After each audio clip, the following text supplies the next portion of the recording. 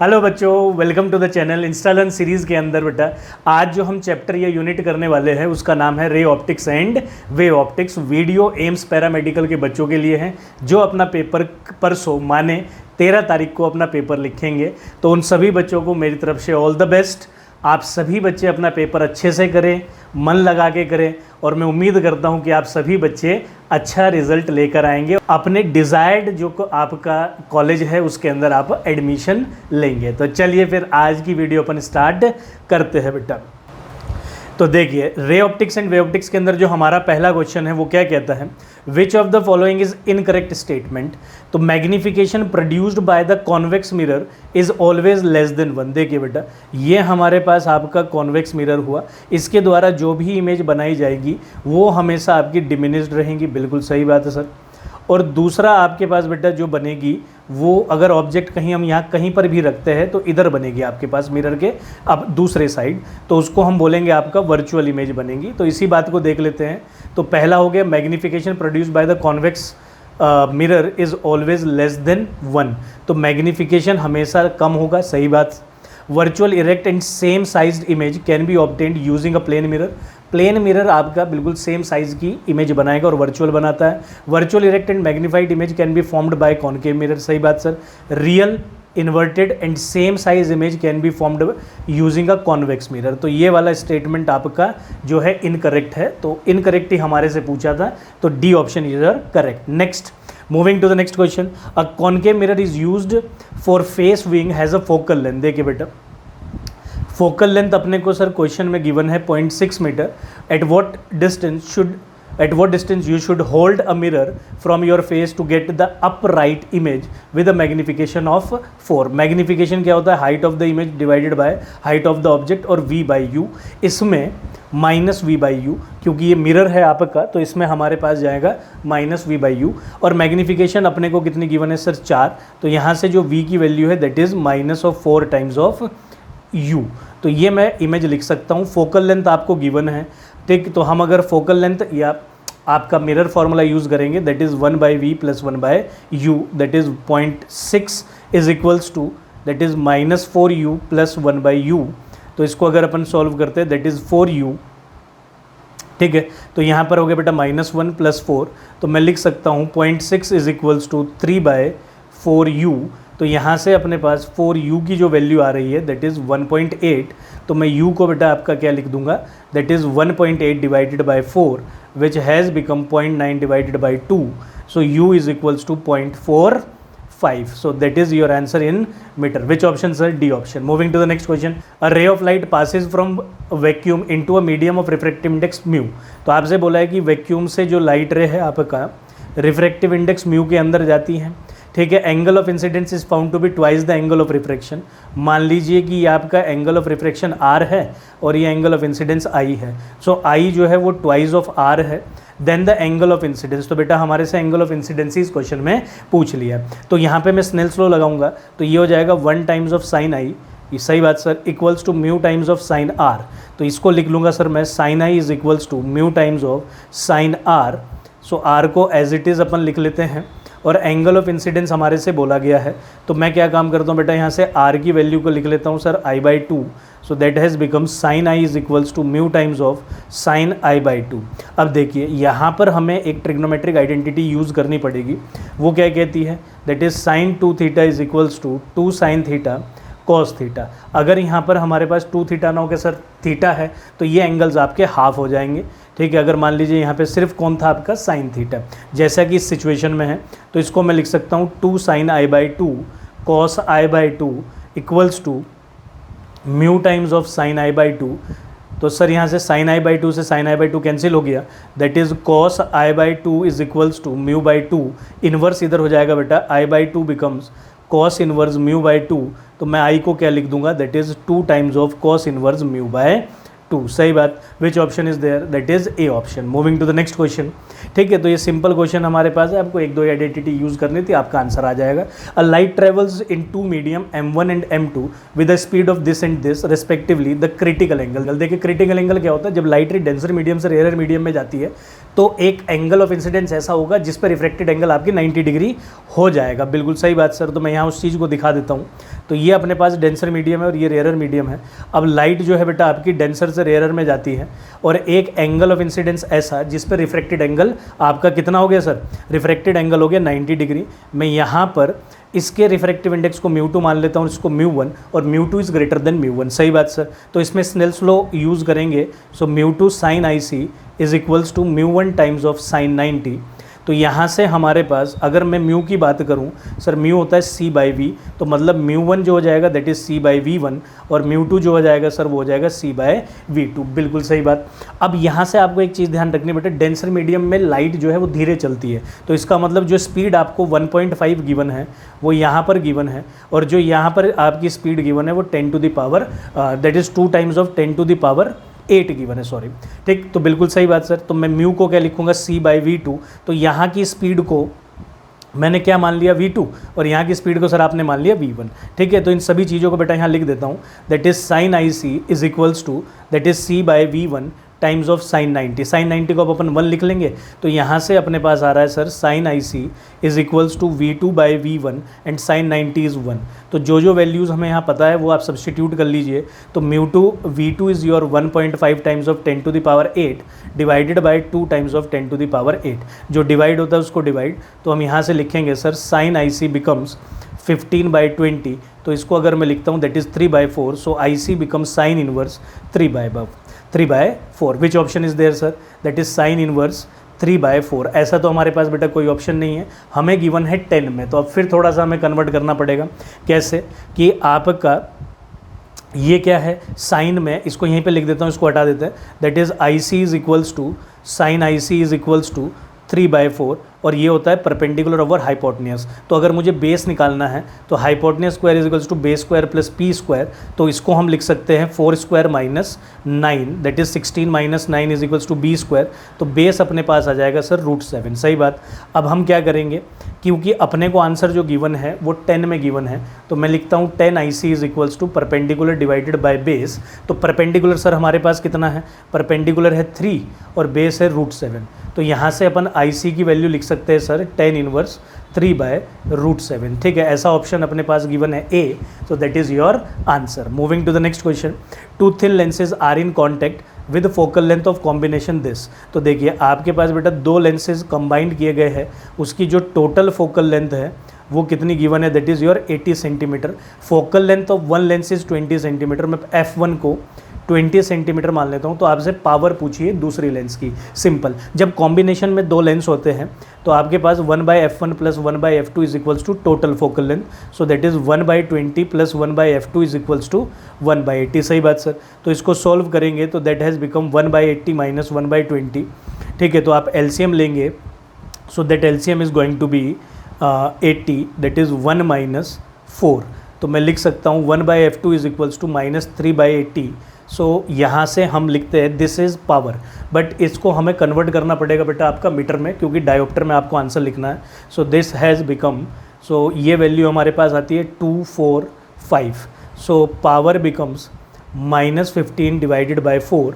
सो मैं लिख सकता हूँ पावर को -3.75 dioptre. So which option sir, D option. Moving to the next question.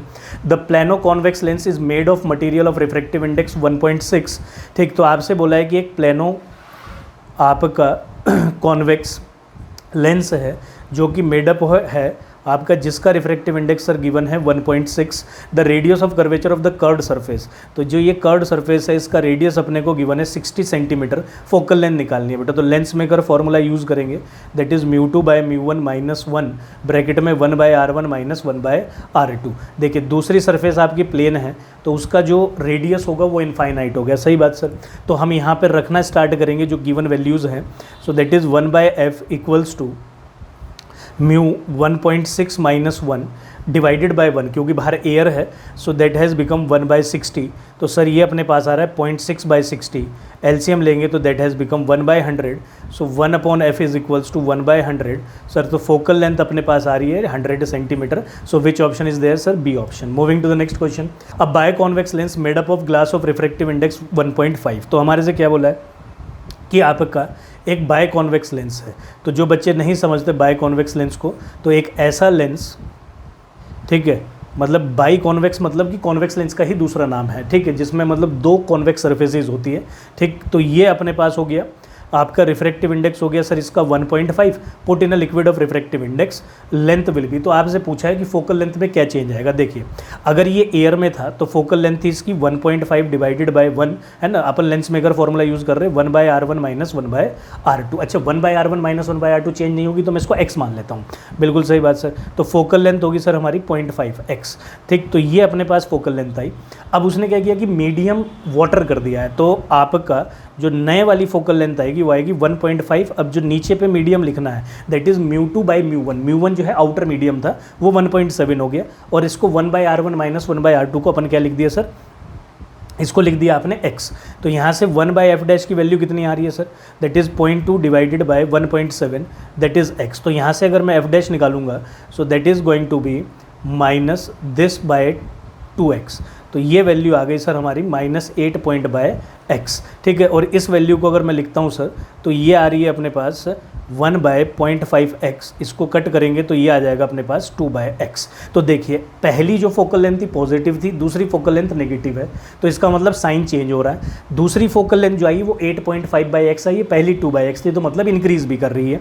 तो ऐसा कौन सा ऑप्शन है जिसमें इंक्रीज भी कर रही है फोकल लेंथ और साइन में भी चेंज आ रहा है? That is B option. Moving to the next question. A parallel beam of light is incident on a converging lens parallel to the principal axis. आपसे बोला है कि भैया आपका कन्वर्जिंग लेंस कौन सा हुआ सर? Convex lens. इसके पैरेलल लाइट रे आ रही है, बिल्कुल आ रही है, तो वो किसी एक पॉइंट पे कन्वर्ज कर जाएगी जिस पॉइंट का नाम है focus. As one move away from the lens, अगर कोई इधर से मूव कर रहा है on the other side of the principal axis the intensity. देखिए जब लाइट रे आ रही होगी तो वो एक जगह ही इकट्ठी होगी फोकल लेंथ पे, तो इंटेंसिटी बढ़ेगी, ठीक है, कन्वर्ज कर जाएगी। फिर वहाँ से वो आपके पास क्या करेगी बेटा, आपका आगे चली जाएगी, डाइवर्ज स्टेट में आ जाएगी, तो मतलब वहाँ से लाइट रे स्प्रेड करेगी, तो इंटेंसिटी डिक्रीज होगी। तो हम बोल सकते हैं कि first increases and then decreases, that is your D option. Moving to the next question. Double convex lens, bi convex lens और कॉन्वेक्स लेंस तीनों एक ही चीज़ है। तो double convex lens of focal length, ठीक है, फिर अपने पास कॉन्वेक्स लेंस आया, तो सर इसकी फोकल लेंथ पॉजिटिव लेते हैं, बिल्कुल लेते हैं, that is 6 centimetre. Is made of glass of refractive index 1.5। इसका जो अपना रिफ्रैक्टिव इंडेक्स है वो 1.5 है sir. The radius of the curvature of one surface is double of the other. तो मान लीजिए कि इसका रेडियस अपन मान लिए बेटा R1 और इसका रेडियस अपन मान लिए R2। तो हम ऐसा कंसिडर करके चल लेते हैं कि R1 जो है वो ट्वाइस ऑफ R2 है, तो वैल्यू ऑफ स्मॉल रेडियाई, तो हमें R1 की वैल्यू उसमें फाइंड करनी पड़ेगी। कैसे करेंगे? Lens maker formula, that is μ2/μ1 -1 bracket में 1/r1 माइनस 1/r2। ये वाली जो फोकल लेंथ है सर इसको पॉजिटिव लेंगे, ये वाली नेगेटिव लेंगे, ठीक है। तो मैं लिख सकता हूँ 1/f, f की वैल्यू अपने को कितनी गिवन है sir? 6 centimetre. So 1/6 is equals to 1.5/1 minus 1 bracket में आपके पास आ गया 1/r1 minus minus plus 1/r2, ठीक है। R1 और R2 की वैल्यू हम यहाँ रख लेंगे sir. 1/f is equals to 0.5 1/r1, R1 कितना है सर? 1/2r2 plus 1/r2। तो सर ये वैल्यू कितनी आ रही है? That is 1/f is equals to 0.5। Focal length की वैल्यू अभी रखेंगे लास्ट में, तो दिस हैज़ बिकम 2r²। ऊपर बनना सर हमारे पास 3, तो मैं लिख सकता हूँ 2r² इज इक्वल्स टू, तो it becomes 1.5 times of f। So R2 is equals to 1.5 times of f divided by 2। तो R2 की वैल्यू जो यहाँ से आएगी, हमें R1 निकालना है, तो मैं यहीं पे वैल्यू को सब्स्टिट्यूट कर देता हूँ उसमें कि आपके पास जो सर R1 है वो अपने पास है ट्वाइस ऑफ R2, तो R1 has become twice of R2, that is 1.5 f divided by 2, cancelling out, so R1 becomes 1.5 times of 6, which has become 9 centimeter. So which option sir? So that is your C option, 9 centimeter. Moving to the next question. The refractive index of the prism is A. हमारे से क्या बोला है कि जो अब ये prism पे बेस्ड प्रॉब्लम है, ठीक है। तो प्रिज्म का जो रिफ्रैक्टिव इंडेक्स है, रिफ्रैक्टिंग एंगल ऑफ प्रिज्म है वो ए है, और refractive index of the material is, तो हमें मटेरियल का जो रिफ्रैक्टिव इंडेक्स दिया है that is cot a by 2, angle में a बाई 2 है। Then the angle of minimum deviation will be, देखो आपको पता है कि म्यू की वैल्यू होती है sine del minimum plus a by 2 divided by sine a by 2।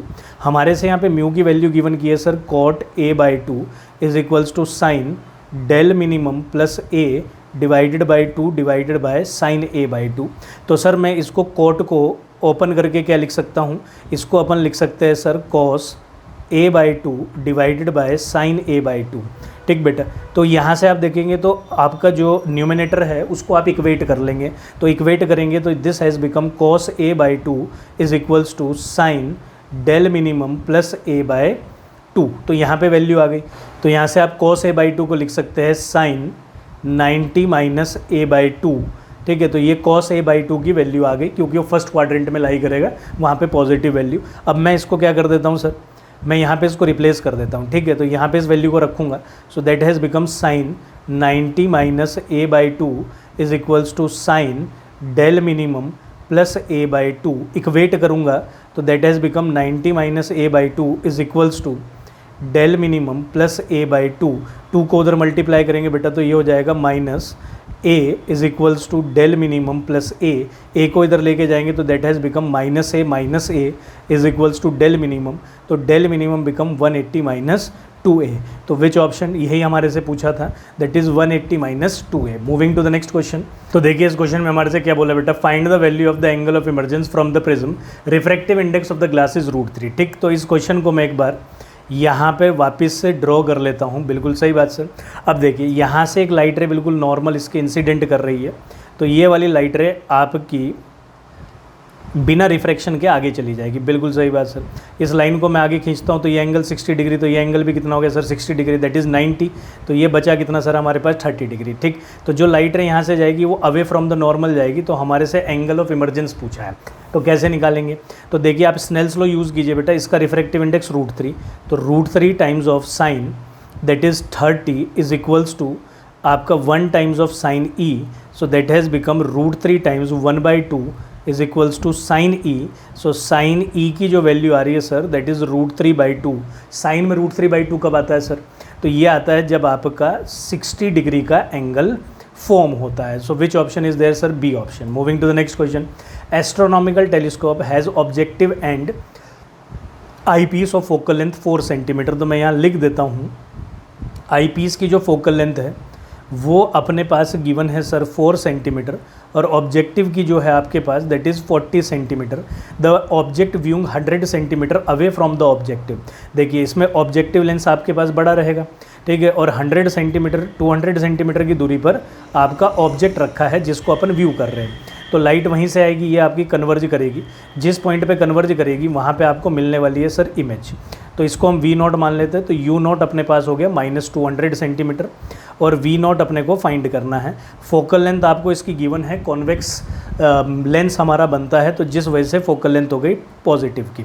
तो सर यहाँ पे जब हम इस वैल्यू को निकालेंगे, so that is 1/f is equals to 1/v minus 1/u। So focal length होगी 1/40 is equals to 1/v0 minus of 200। ठीक, तो ये हो गया हमारे पास 1/40 is equals to that is 1/v0 plus 1/200। इसको इधर लेके जाएंगे सर तो it becomes -1/200 is equals to 1/v0। LCM आप लेंगे तो 200। ठीक, तो यहाँ पे हमारे पास गया ऊपर में 5 सर, यहाँ पे 1। सो V0 की जो वैल्यू आ रही है बेटा वो आ गई 200/4। इसको अगर अपन सॉल्व करते हैं सो इट बिकम 50 सेंटीमीटर। तो मतलब कि ये जो इमेज बन रही है ये 50 सेंटीमीटर पे बन रही है, और दूसरा हमारा लेंस स्मॉल रहेगा, वो इस लाइट रे को कन्वर्ज कर कर कहीं इन्फिनिटी पे भेज देगा।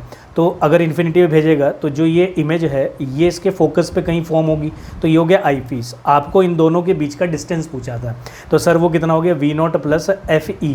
तो V0 का अपने को मैग्नीट्यूड लेना है, so that is 50 plus 4 become 54 centimeter. So which option, that is D option. Moving to the next question. अच्छा, ये क्वेश्चन अब आपके वेव ऑप्टिक्स पर बेस्ड है। इस क्वेश्चन में क्या बोला है, Huygens concept of secondary wave. तो जो हाइगेंस का जो प्रिंसिपल है सेकेंडरी वेव के लिए क्या डेफिनेशन देता है, सेकेंडरी वेव का ज्योमेट्रिकल मेथड है वेव फ्रंट को फाइंड करने का, कि जो सेकेंडरी वेव है, ठीक, जो हाइगेंस प्रिंसिपल है वो क्या कहता है, हाइगेंस प्रिंसिपल आपका कहता है कि जो भी वेव फ्रंट के पार्टिकल्स है वो सब के सब सोर्स की तरह बिहेव करते हैं फॉर द सेकेंडरी डिस्टर्बेंस। तो मैं बोल सकता हूँ कि Huygens concept of secondary wave is a geometrical method to find the wave front. सही बात सर। अच्छा, अगला क्वेश्चन हमारे से क्या होता है, the colour of bright fringe nearest to the central achromatic fringe in the interference pattern with white light will be. तो देखिए जी, जो आपको यहाँ पर वाइट लाइट क्यों मिलेगी यहाँ सेंटर के पे, क्योंकि जितनी भी लाइट रेज है वो इस पॉइंट पे आके कन्वर्ज करेंगी। तो उसके बाद जो यहाँ पर आपको पहला क्या बोला इन्होंने, जो नियरेस्ट ब्राइट जो फ्रिंज मिलेगी वो इनमें से किस कलर की मिलेगी। तो देखिए बेटा कि जो ये डिस्टेंस होता है इसको अपन बीटा बोलते हैं, beta is equals to D lambda by D. ठीक है, तो अगर हम बिल्कुल नियरेस्ट वाले की बात करते हैं तो बीटा स्मॉल लेना पड़ेगा, तो उसके लिए जो लैम्डा है वो भी स्मॉल लेना पड़ेगा, क्योंकि दोनों एक दूसरे के इन्वर्सली प्रोपोर्शनल है। और स्मॉलेस्ट वेवलेंथ जो होती है वो वॉयलेट कलर की होती है, तो हम बोल सकते हैं कि sir violet is the answer. Moving to the next question, हमारे से बोला है कि दो कोहेरेंट मोनोक्रोमेटिक लाइट बीम्स है, intensity I 4i, maximum and minimum possible intensity आपको बतानी है। तो देखिए बेटा यहाँ पे मैं फॉर्मूला लिख देता हूँ। इंटेंसिटी मैक्सिमम का फॉर्मूला होता है under root of i1 plus of under root i2 whole square, और मिनिमम इंटेंसिटी का सर फॉर्मूला होता है under root of i1 minus of under root i2 minus whole square, और जनरल होता है i1 प्लस i2 plus 2 root i1 i2 cos phi is the phase difference. ठीक, तो यहाँ पे अगर हम मैक्सिमम निकालेंगे तो आप इंटेंसिटी पहली i है, दूसरी 4i है, तो इसको मैं लिखूँगा that is root i plus ये हो जाएगा आपका रूट 4i होल स्क्वायर। तो इसको रूट को 4 रूट में से बाहर आके 2 बन जाएगा, तो it become root i plus twice of root i whole square. तो ये बन गया बेटा हमारे पास 3 रूट i होल स्क्वायर। तो मैं इसको लिख सकता हूँ 9i। सिमिलरली जो मिनिमम वाली वैल्यू आएगी उसमें अब हम डायरेक्ट लिख लेते हैं that is root i minus of root i root 4i whole square. So this has become i root, और ये बन गया माइनस 2 रूट i। तो मैं इसको लिख सकता हूँ minus of root i whole square. So that is i minimum become i। So which option is there, 9i and i। So that is C option. Moving to the next question, in Young's double slit experiment.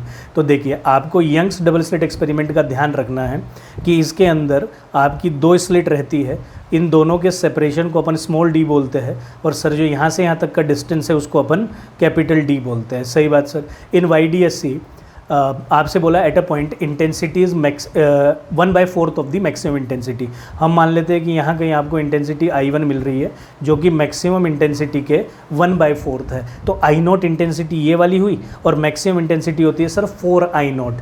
ध्यान रखना, maximum intensity YDSC के अंदर 4I0, minimum intensity 0, और general formula जो intensity का होता है, ठीक है, वो होता है 4I0 cos square 5/2। 5/5 is the phase difference. ठीक, बिल्कुल सही बात सर। तो मतलब ये हो गया कि जो हमें इंटेंसिटी मिल रही है, ठीक है, वो आपकी I0 के बराबर है, मतलब किसी एक वेव की इंटेंसिटी के बराबर है। Angular position of the point is, तो आपको ये एंगल थीटा निकालना है। बहुत बढ़िया, बिल्कुल निकाल लेंगे। तो ये थीटा कैसे निकलेगा, उसके लिए परपेंडिकुलर डिवाइडेड बाय बेस करना पड़ेगा।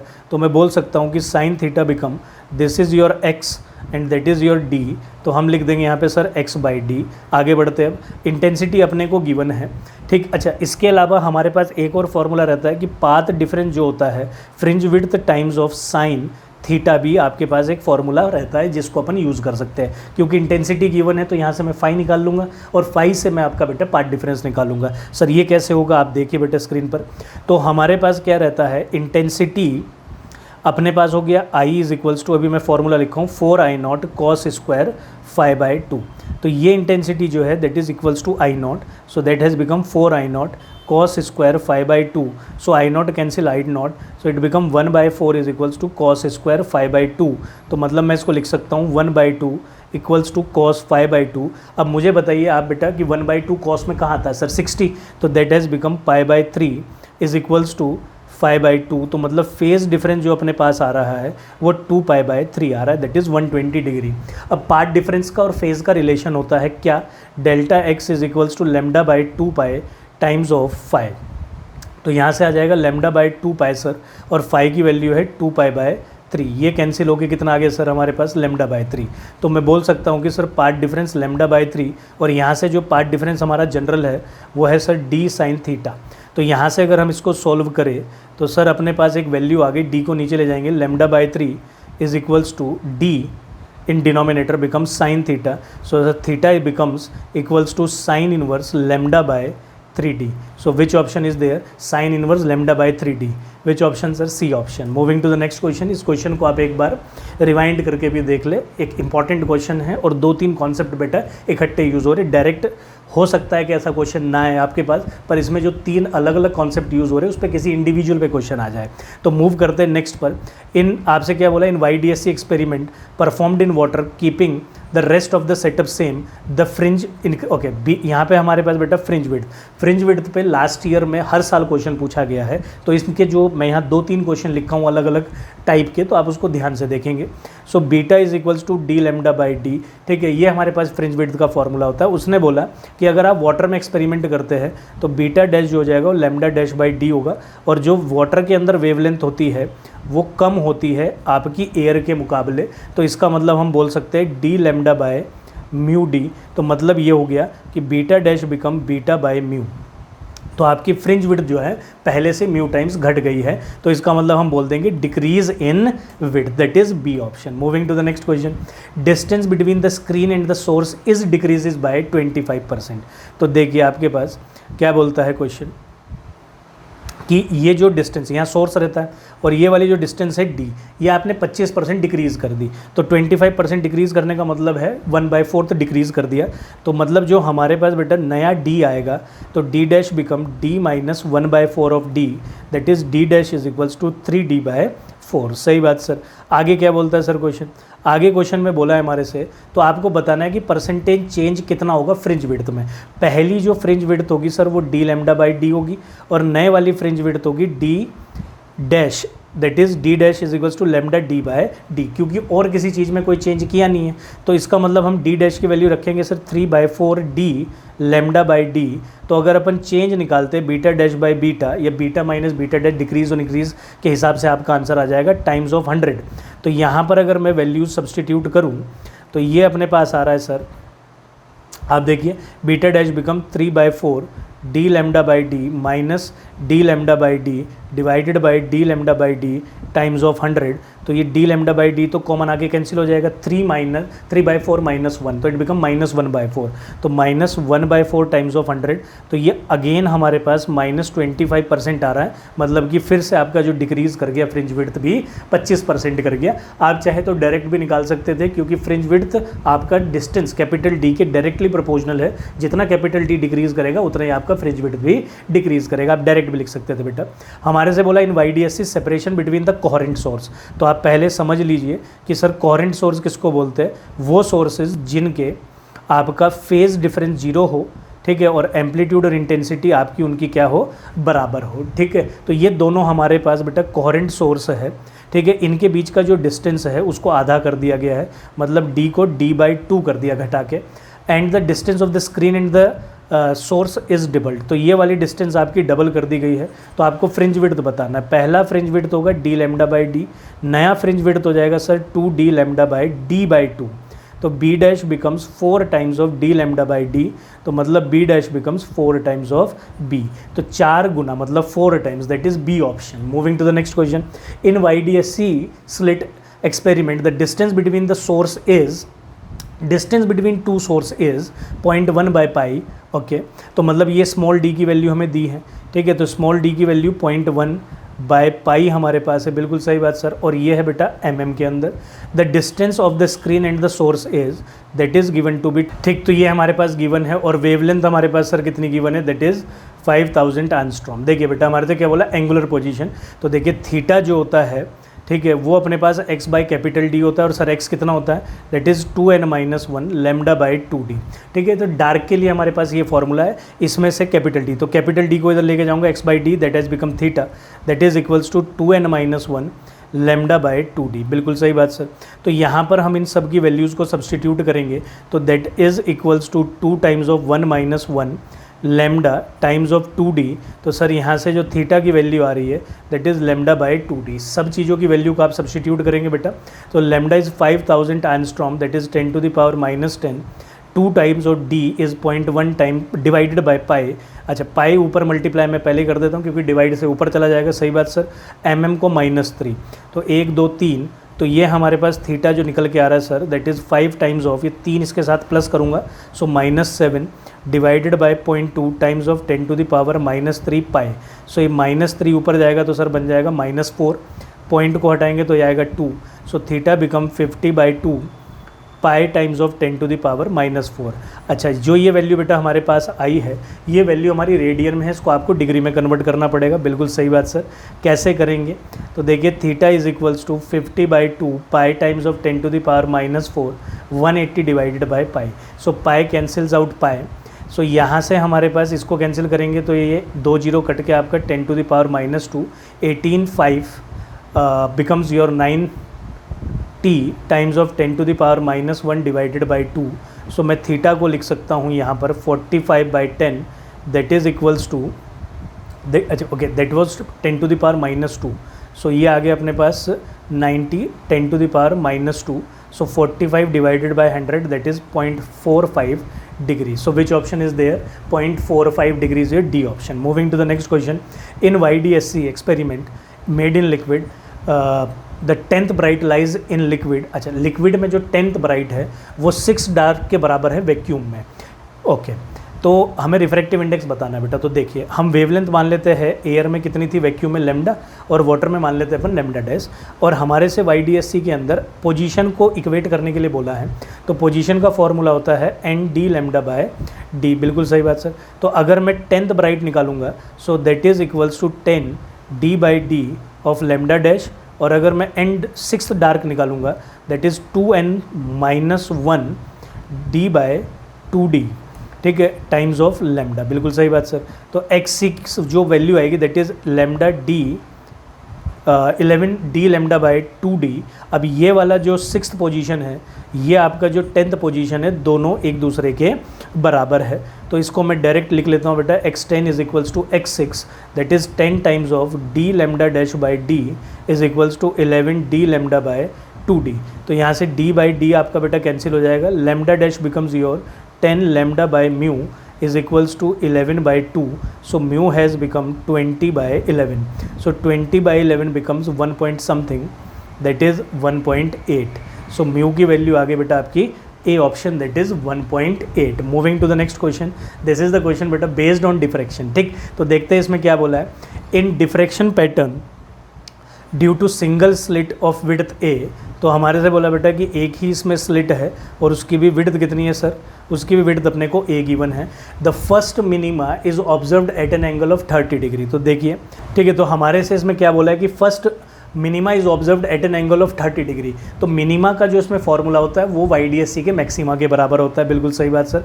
तो मैं यूज़ कर लेता हूँ sine theta is equals to n lambda by D, और पहले की बात हुई है, so sine 30 becomes lambda by D. हमारे से आगे क्या बोला है, उस टाइम पर, इस टाइम की जो वेवलेंथ है वो भी आपको गिवन है, that is 5000 angstrom divided by D is incident on the slit the first secondary maxima.